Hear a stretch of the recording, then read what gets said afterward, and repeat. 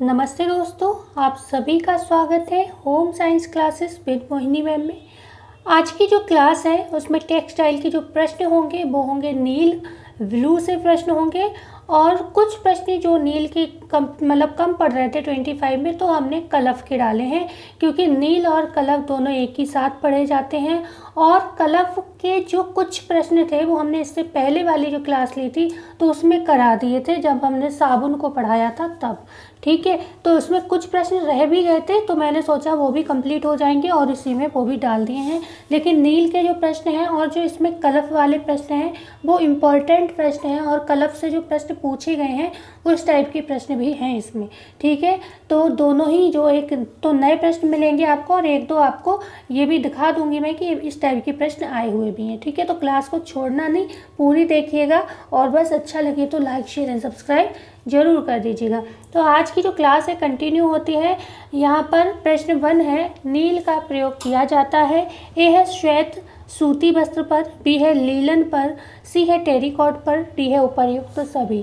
तो नील का जो प्रयोग किया जाता है तो आप सभी जानते होंगे सफ़ेद सफ़ेद वस्त्रों पर किया जाता है, ख़ासतौर से कॉटन वाले वस्त्र होते हैं। ठीक है, तो सफ़ेद सूती भी सही हो जाएगा और लीलन भी एक तरीके का वैसा ही वस्त्र है जो गर्मियों में हम लोग पहनते हैं। ठीक है, और वनस्पति से प्राप्त होता है तो लीलन भी जो है अगर वाइट है तो उस पर भी नील का प्रयोग किया जाएगा। टेरिकॉट जिस भी वस्त्र में ख़ास तौर से कोई सूती वस्त्र है और उसमें कुछ मिला हुआ है दूसरा कपड़ा तो भी उसमें मिश्रित वस्त्र सूती का जो मिश्रित वस्त्र होगा उसमें भी नील दिया जा सकता है। क्योंकि सूती भी होगा उसमें। ठीक है ना। तो यहाँ पर टेरिकॉट हो गया क्योंकि टेरिकॉट में भी आपको दिख रहा है कॉटन आ रहा है। Okay, terylene plus cotton. ऐसे यहाँ पर कट्स वूल होता। ठीक है, कट्स वूल होता है तो कट्स भी कॉटन हो जाता और वूल हो जाता। तो जो भी जिसमें भी कॉटन मिश्रित वस्त्र कोई भी होगा उसमें भी नील दिया जाएगा। तो टेरिकॉट क्या है, एक मिश्रित वस्त्र है तो उस पर भी नील दिया जाएगा। तो डी ऑप्शन यहाँ पर सही हो जाएगा। क्वेश्चन होगा 2 हमारा, नील की प्राप्ति होती है। ए है प्राकृतिक जगत से, बी है कृत्रिम जगत से, सी है ए बाबी दोनों, डी है निम्न में से कोई नहीं। तो जब भी नील की प्राप्ति पूछा जाए तो इसको हम 2 जगह से प्राप्त करते हैं। एक तो कृत्रिम होती है, ठीक है, और दूसरी कौन सी होती है, प्राकृतिक होती है। ठीक है, तो प्राकृतिक और कृत्रिम 2 होती है। जैसे कि इंडिगो है आपकी प्राकृतिक नील है। ओके, ध्यान रखिएगा। और इसके अलावा जो नील है आपकी पर्सियन हो गया, अल्ट्रा मरीन हो गया, ये सब कृत्रिम में आ जाते हैं। ओके, तो बढ़ते हैं आगे। सी ऑप्शन यहाँ करेक्ट था। क्वेश्चन 3 है, नील का प्रयोग के मुख्य कितने कारण हैं। जो नील है हम यूज़ करते हैं तो उसके कुछ ना कुछ कारण होंगे और वो कौन से कारण हैं ये बताना है। कितने हैं ये बताना है। 2 कारण हैं, 3 हैं, 4 हैं या 5 हैं। तो यहाँ पर जो नील के प्रयोग के मुख्य कारण अगर हमसे कोई पूछे तो 2 ही हैं। कैसे, वस्त्र में एक तो क्या होती है सफ़ेदी लाने के लिए। ओके, कोई सफ़ेद कपड़ा है कॉटन वगैरह का वो पीला हो गया है तो सफ़ेदी लाने के लिए हम करते हैं क्या, नील का यूज़। दूसरी बात है वस्त्र को पुनः क्या करना है, यहाँ पर नवीनता प्रदान करना। ठीक है, क्योंकि पीला कपड़ा भद्दा लगने लगेगा सफ़ेद तो उसको क्या है नवीनता दिखाई दे उसमें, इसलिए हम क्या करते हैं नील का प्रयोग करते हैं। तो ये 2 मुख्य कारण हैं। उसके अलावा बहुत चीज़ें होती हैं लेकिन जो मुख्य है वो हमने आपको बता दिया और 2 भी प्रकार हैं मुख्य।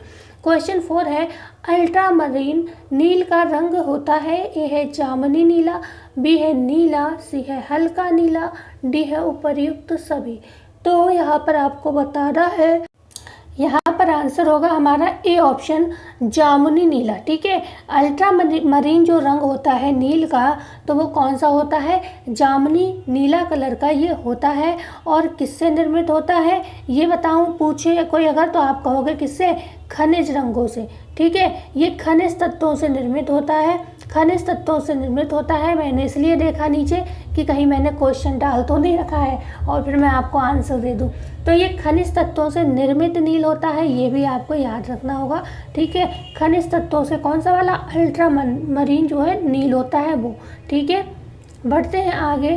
क्वेश्चन नंबर 5 है, अल्ट्रा मरीन नील का निर्माण होता है। ए है सोडा ऐश से, बी है सोडियम सल्फेट व लकड़ी के कोयले से, ठीक है। डी सी है सल्फर तथा मिट्टी से, डी है उपर्युक्त सभी।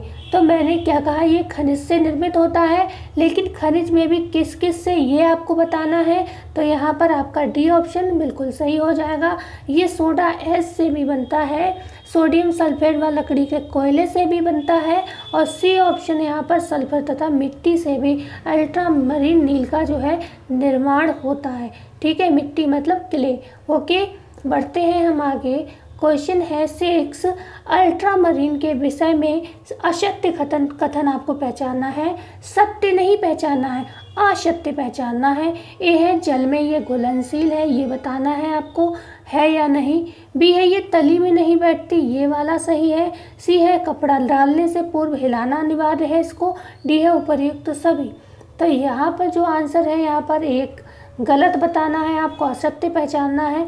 तो कौन सा असत्य हो जाएगा, वो हो जाएगा बी ऑप्शन हो जाएगा असत्य, क्योंकि ये जल में घुलनशील तो है, लेकिन कपड़े को डालने से पहले, क्योंकि ये इसके कण होते हैं इसमें, ठीक है, कण होते हैं, वो क्या होते हैं, तली में बैठ जाते हैं। ओके, तली में बैठ जाते हैं, और इस वजह से क्या होता है, इसको जब भी आप कपड़े को डालें नील में, तो पहले इसको हिलाना अनिवार्य हो जाता है। ठीक है, जरा सी देर भी आपने नील को घोल कर छोड़ दिया तो इसके कण क्या होते हैं, तली में बैठ जाते हैं। और यहाँ पर क्या दिया है, तली में नहीं बैठते, घुलनशील है, लेकिन जरा सा ही छोड़ा तो आपको क्या है, उसके कण नीचे बैठ जाएंगे। ठीक है ना, तो इसीलिए कपड़े पर क्या है, नील लगाने से पहले आप उसको खूब हिला लें एक बार। ठीक है ना, तो बढ़ते हैं आगे। क्वेश्चन नंबर 17 है, कपड़ों में यदि अधिक नील लग जाए तो किसका प्रयोग कर उपचार करना चाहिए। ए है पानी का, बी है सिरके का, सी है नींबू का, डी है उपर्युक्त सभी का। तो यहाँ पर भी आपका आंसर होगा डी ऑप्शन उपर्युक्त सभी। अच्छा, क्यों होगा उपर्युक्त सभी, जब भी नील नॉर्मल ज़्यादा लगता है तो हम लोग क्या करते हैं, उसमें पानी डालते हैं। ठीक है, पानी डालने से क्या होता है, मतलब पानी डालकर कपड़े को खंगाल देते हैं, इससे फ़ायदा ये होता है नील कम हो जाती है। कई बार नील ऐसे होते हैं जो नहीं छूटते हैं पानी से धोने पर भी, या कुछ ज़्यादा ही लग जाए जो पानी से नहीं साफ़ हो पाए। ठीक है, तो हम सिरका भी डाल सकते हैं पानी में, नींबू भी डाल सकते हैं, और इससे आपका कपड़े का रंग जो है वो हल्का नीला हो जाएगा। ठीक है, पर पानी में खंगालना पड़ेगा। ठीक है, क्वेश्चन नंबर 8 है, पर्शियन नील की खोज की गई। ए है 18वीं शताब्दी में, बी है 19वीं शताब्दी में, सी है 20वीं शताब्दी में, और डी है निम्न में से एक से अधिक। तो जो पर्शियन नील है इसकी खोज की गई थी, ए ऑप्शन 18वीं शताब्दी में। ठीक है, इसमें क्या होता है, लोहा उपस्थित होता है, ध्यान रखिएगा, लोहा उपस्थित होता है, और ये क्या होता है, चूर्ण के रूप में होता है, और जिससे चूर्ण होता है, लेकिन पानी में ये घुल जाता है। ओके, पानी में ये घुल जाता है। ठीक है, क्वेश्चन है 9, पर्शियन नील निम्नलिखित में से किसके मिश्रण से तैयार किया जाता है। ए है आयरन सल्फेट एवं पोटेशियम फेरोसाइनेट, बी है आयरन सल्फेट एवं पोटेशियम क्लोराइड, सी है पोटेशियम क्लोराइड एवं सोडियम क्लोराइड, डी है हाइड्रोजन एवं ऑक्सीजन। तो यहाँ पर हमारा जो राइट आंसर होगा वो होगा ए ऑप्शन, आयरन सल्फेट एवं पोटेशियम फेरोसाइनाइड। और अभी हमने बताया इसमें लोहे के कण होता है, लोहे के कण से पर्शियन नील निर्मित होता है। तो आपको दिख रहा है ना, फेरस और आयरन, ये क्या है, लोहा है। तो यहाँ ऐसे भी प्रश्न आप पहचान सकते थे। क्वेश्चन नंबर 10 है, निम्नलिखित में से किस भय के कारण पर्शियन नील का अधिक प्रयोग नहीं किया जाता। ए है दाग के कारण, बी है जंग के कारण, सी है गहरे रंग के कारण, डी है उपर्युक्त सभी। तो यहाँ पर जो पर्शियन नील है उसका प्रयोग नहीं किया जाता। भय किसका होता है, जंग का, जंग लगने का यहाँ भय होता है, क्योंकि ये लोहे के चूर्ण से निर्मित होता है, लोहे से निर्मित होता है। तो लोहा आप जानते हो जंग छोड़ता है, खास तौर से जब आप गीली अवस्था में आयरनिंग कर दो। जैसे कॉटन के कपड़े क्या होते हैं, हम लोग हल्के नम रखते हैं, और नमी वाले कपड़ों में ही हम लोग आयरनिंग करते हैं, प्रेस करते हैं, इस्त्री करते हैं, है ना। तो उस समय क्या होता है, धब्बे पड़ने का और ज़्यादा खतरा बढ़ जाता है। ठीक है, कैसे रंग के धब्बे पड़ते हैं, भूरे रंग के धब्बे पड़ते हैं, ये भी ध्यान रखिएगा, भूरे रंग के धब्बे पड़ जाते हैं। ठीक है, क्वेश्चन नंबर 11 है, एनिलिन नील निर्मित होता है। ए है वनस्पति से, बी है कृत्रिम से, सी है ए व बी दोनों, डी है केवल ए। जो एनिलिन नील है यह किससे निर्मित होता है, आपको ये बताना है। जल्दी से आंसर दीजिए। तो हमने बताया था स्टार्टिंग में एक वनस्पति ऐसा है जो इंडिगो ऐसा है जो वनस्पति से मिलता है। तो फिर आइडिया लगा लेना चाहिए ये कैसा होगा, कृत्रिम होगा। ठीक है, और सभी नील कृत्रिम जगत से हमें प्राप्त होते हैं।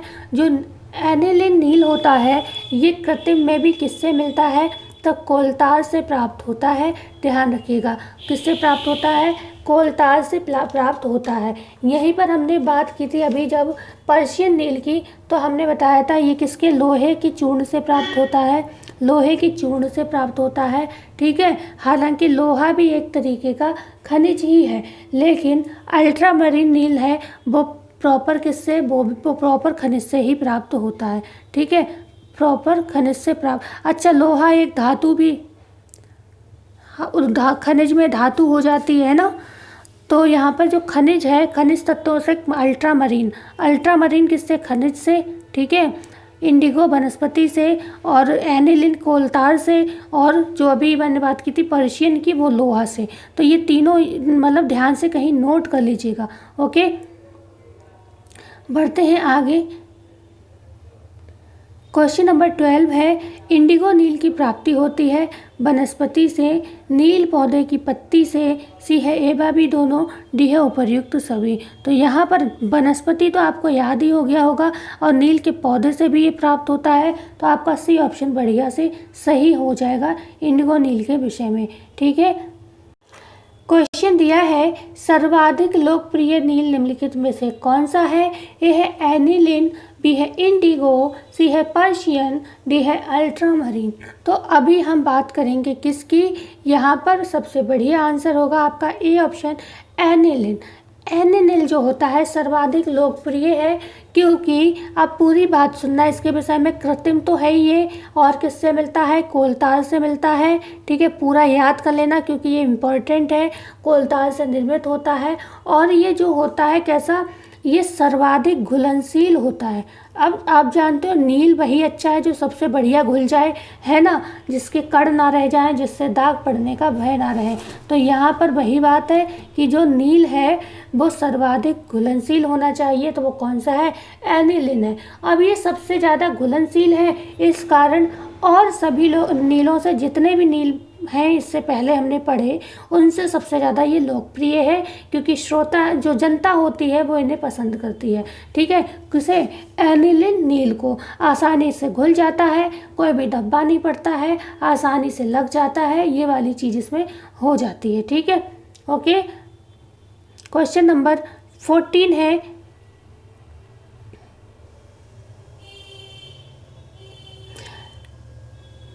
एनिलिन नील निम्नलिखित में से किस माध्यम में घुलती है, ये आपको बताना है। ए है अम्लीय माध्यम में, बी है क्षारीय माध्यम में, सी है जल में, डी है ए व बी दोनों। अब हमने बात की किस माध्यम में घुलती है, तो जल आंसर यहाँ पर नहीं होगा। ठीक है, जल आंसर यहाँ पर नहीं होगा। जल क्यों नहीं होगा भाई, हम माध्यम बता रहे हैं किस में घुलती है, ये नहीं पूछ रहे हैं। तो ये अम्लीय में घुलती है या क्षारीय में, ये बताना है। तो जो नील है ये वाली एनिलिन, क्योंकि एक बढ़िया नील है ये, तो अम्लीय में भी घुल जाती है, क्षारीय में भी घुल जाती है, और इसके माध्यम से घुलती किस में है, ये जल में घुलती है। जल में घोल के ही कपड़े आप धोते हो। ठीक है, लेकिन आंसर यहाँ पर डी सही होगा। क्यों, ए और बी दो सही होंगे। अम्लीय माध्यम, क्योंकि माध्यम हमसे पूछा गया है किसमें घुलता है, ये नहीं पूछा गया है। तो अम्लीय और क्षारीय में घुलती है, तो डी और आंसर यहाँ पर सही हो जाएगा। ए व बी दोनों में ये घुलती है। ठीक है, दोनों ही माध्यम में ये घुल जाती है। क्वेश्चन 15 है, निम्नलिखित में से कम लोकप्रिय नील है। ए है इंडिगो व पर्शियन नील, बी है इंडिगो व अल्ट्रामरीन, सी है इंडिगो एवं एनिलिन, डी है उपर्युक्त सभी। अब आपको देखो सबसे बढ़िया क्वेश्चन क्या होता है, यही क्वेश्चन आपको घुमाते हैं कि अगर आपसे कोई ये पूछ ले सबसे बढ़िया नील कौन सा है, तो परेशानी, और ये पूछ लिया जाए कि सबसे मतलब कम लोकप्रिय कौन है, मतलब जिसको हम लोग ज़्यादा प्रयोग नहीं करते, तब कन्फ्यूज़न होता है। क्योंकि किताब में तो ऐसे चुपड़ के लिख देते हैं बातों को कि एक तरफ लगेगा वही सही है, एक तरफ लगेगा वो ये तो बहुत ही गलत है, ठीक है ना। हालांकि जब बात होती है अल्ट्रामरीन की और पर्शियन की, तो इनकी भी काफ़ी तारीफ लिखी हुई है बुक में, लेकिन आप जब निचोड़ निकालोगे बैठ के तो यही प्राप्त होगा आपको कि एनिलिन इज़ द बेस्ट नील, ठीक है। तो एनिलिन तब अच्छा हो जाता है, लेकिन क्योंकि इंडिगो लगा है तो ये आंसर गलत हो जाएगा। और सबसे बड़ी बात आपसे पूछा जा रहा है कम लोकप्रिय, तो हमें कम लोकप्रिय ही बताना है, ठीक है। तो कम लोकप्रिय कौन सा हो जाएगा, इंडिगो हो जाएगा, और कौन सा, पर्शियन ब्लू हो जाएगा। इंडिगो और जो पर्शियन ब्लू है ये दोनों ही कैसे हैं, कम लोकप्रिय हैं। अब हम आपसे बात करते हैं कि ये कम लोकप्रिय क्यों है, ठीक है। तो ए ऑप्शन यहाँ पर आपका सही हो जाएगा, ठीक है। पर हम थोड़ी सी इंडिगो की बात कर लेते हैं। देखो प्राप्ति आपको पता चल गई, वनस्पति में नील के पौधों की पत्ती से ये प्राप्त होता है।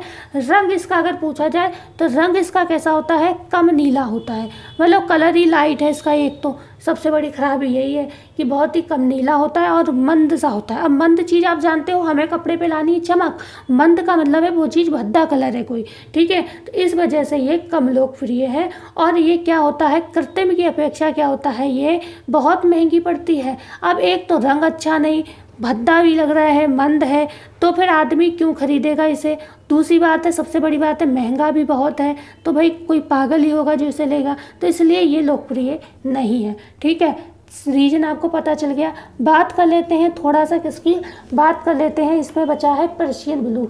पर्शियन ब्लू की अगर थोड़ी बात करें तो अभी हमने आपको बताया था कब प्राप्त हुआ था, ये 18वीं शताब्दी में, ठीक है। पर्शियन ब्लू कब मिला पता, मतलब खोजा गया 18वीं शताब्दी में, ये बात क्लियर हुई। इसमें क्या बताया हमने, लोहा उपस्थित होता है, और लोहा क्योंकि आप जानते हो जंग छोड़ता है, तो इस जंग के डर के कारण धब्बे ना पड़ जाएं, इस वजह से क्या होता है, इसका प्रयोग नहीं किया जाता है, या कम लोकप्रिय है। मजबूरी का नाम महात्मा गांधी की मजबूरी में ले लेते हैं लोग, गरीब तबका है या जो भी है, थोड़ा सस्ता पड़ता है इसलिए लोग ये ले लेते हैं, ठीक है। बकाया क्या है, इसमें आयरनिंग आप करोगे तो धब्बे पड़ जाएंगे, नॉर्मल भी कहीं पर अगर चूर्ण रह गया है, नहीं घुल पाया है, तो भी धब्बे पड़ जाएंगे, ठीक है। तो सबसे ज़्यादा लोकप्रिय ये नील जो है कौन सा होगा आपका, सबसे मतलब कम लोकप्रिय, मैं कम भूल जा रही हूँ, मैं बार बार, आप मत भूल जाना। कम लोकप्रिय कौन सा है, तो इंडिगो व पर्शियन ब्लू है, ठीक है।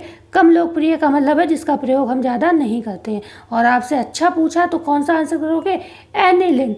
एनिलिन वेस्ट नील है, ठीक है। स्टार्च की प्राप्ति कहाँ से होती है, यहाँ से आपको 10 क्वेश्चन स्टार्च के मिलेंगे, बहुत जल्दी हो जाएगा और बहुत मतलब इजी प्रश्न है। वनस्पति से, बीज से, कंद से या उपयुक्त तो सभी से। तो स्टार्च जो होता है हमें सभी से प्राप्त होता है। अब यहाँ पर स्टार्च का क्वेश्चन क्यों कर रहे हैं, क्योंकि इसीलिए कर रहे हैं क्योंकि यहाँ पर हम पढ़ रहे हैं कलफ, और कलफ क्या है, एक तरीके का आपका स्टार्च है, ठीक है। तो यहाँ पर डी ऑप्शन सही हो गया। बढ़ते हैं आगे, क्वेश्चन है 17, स्टार्च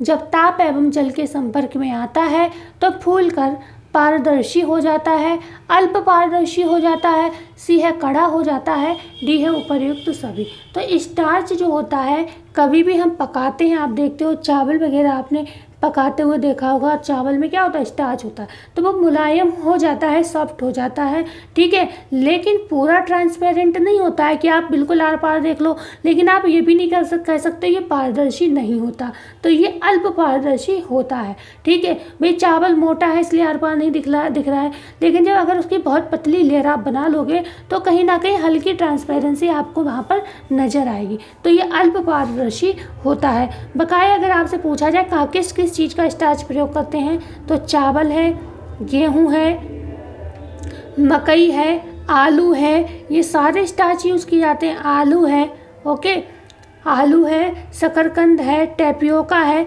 शकरकंद, टेपियोका, अरारोट, साबूदाना, ये सारे स्टार्च जो होते हैं यूज़ किए जाते हैं। तो यहाँ पर अल्प पारदर्शी आंसर सही हो जाएगा। क्वेश्चन 18 है, स्टार्च का निर्माण होता है, यह प्रकाश संश्लेषण की क्रिया से, जड़ के पकने से, फल के पकने से, डी है उपर्युक्त सभी। तो जो स्टार्च का निर्माण होता है वो होता है प्रकाश संश्लेषण की क्रिया से। कैसे होता है, अगर हम बात करें सबसे पहले क्या होता है, हमारी पेड़ पौधे में आपको पता होगा पत्ते होते हैं। अब पत्ते में क्या होता है आप जानते हो, हरी पत्ती होती है, पत्ती यहाँ पर लिख देती हूँ, पत्ती हरी पत्ती होती हैं। उनमें क्या होता है आप जानते हैं, क्लोरोफिल वर्णक होता है। कौन सा पिगमेंट होता है पूछा जाए तो आप कहोगे क्लोरोफिल होता है।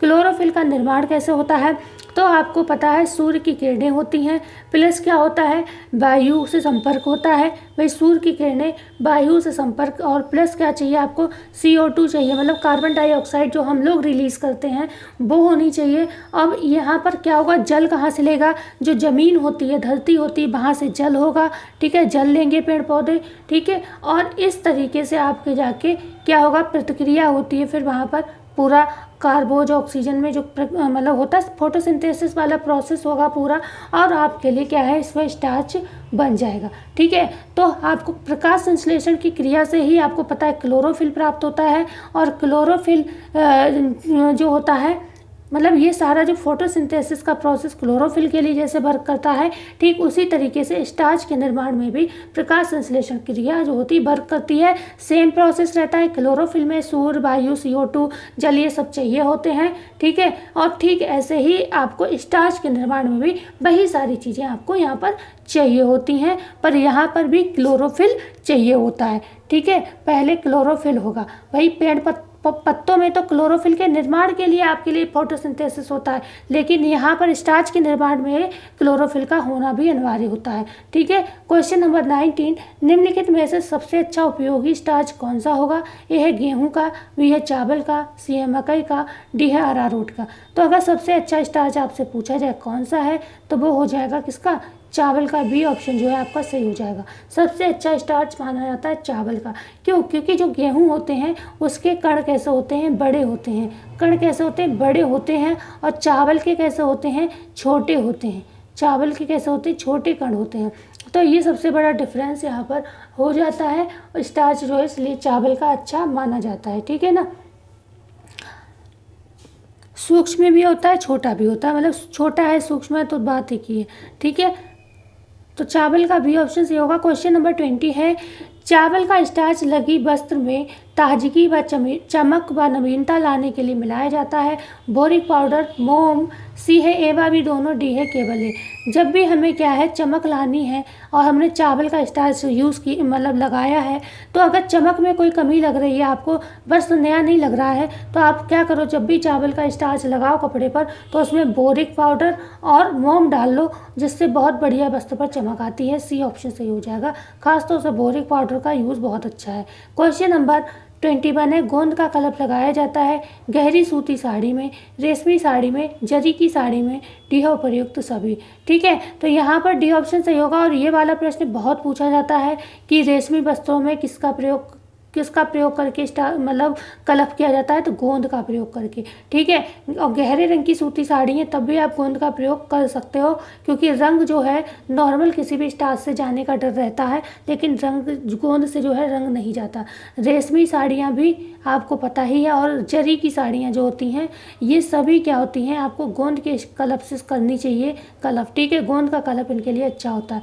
क्वेश्चन नंबर 22 है, ये क्वेश्चन आपसे भविष्य में कभी ना कभी पूछा जाएगा। अंडे के एल्बुमिन का कलप दिया जाता है। ए है सिपाही व सैनिक के वस्त्र में, बी है डॉक्टर के वस्त्र में, सी है वकील के वस्त्र में, डी है उपर्युक्त सभी। अंडे का एल्बुमिन वाइट होता है, पता है ना आप सभी को।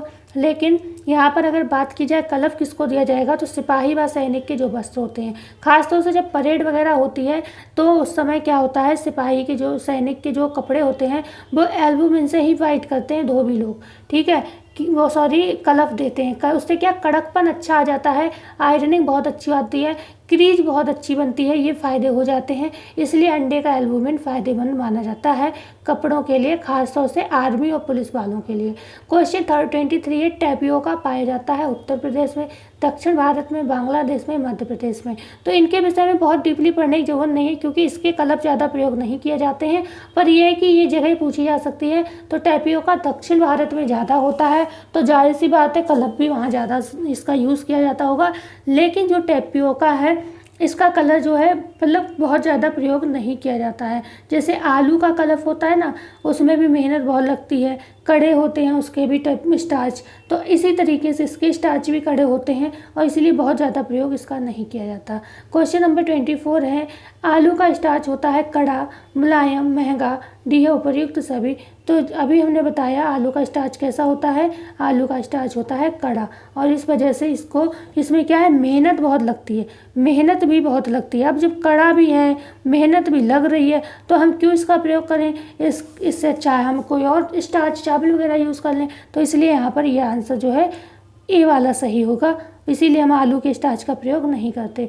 क्वेश्चन 25 है, कलप देने से क्या लाभ है। ए है स्त्री आसान व फैशन के अनुरूप मोड़ हो जाती है, बी है धूल का कण फिसल जाना व शीघ्र स्वच्छ हो जाते हैं, सी है आकर्षक व्यक्तित्व व स्वाभाविक चुस्ती आ जाती है, डी है निम्न में से सभी।